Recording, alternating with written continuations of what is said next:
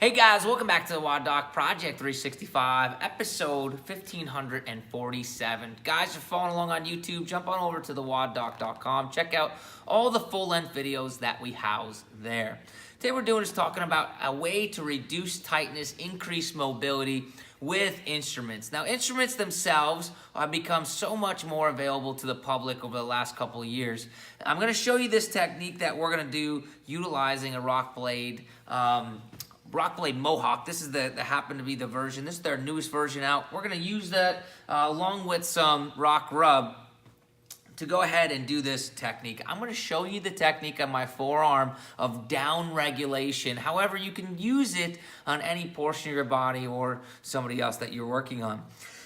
Starting out, if we use an edge, it's okay to use whichever edge you want, especially on this instrument, but let's go ahead and take the basics here. If this is 90 degrees and this is 0 degrees, we want to do this at some point in between that, so about 45-ish degrees, and we push with the bevel facing that way. If we're going to go the opposite direction, we're going to pull, right, with, again, the bevel kind of always snow plowing in a certain direction. When we're trying to down-regulate tissue, that means relax tissue.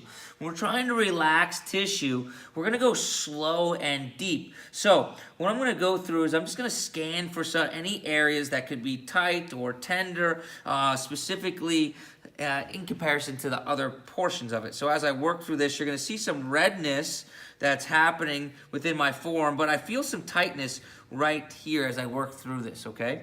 So what I'm going to do is I'm going to come above that, and I'm just going to increase the amount of pressure, and I'm going to go slow and deep as I go through this portion of my forearm, okay?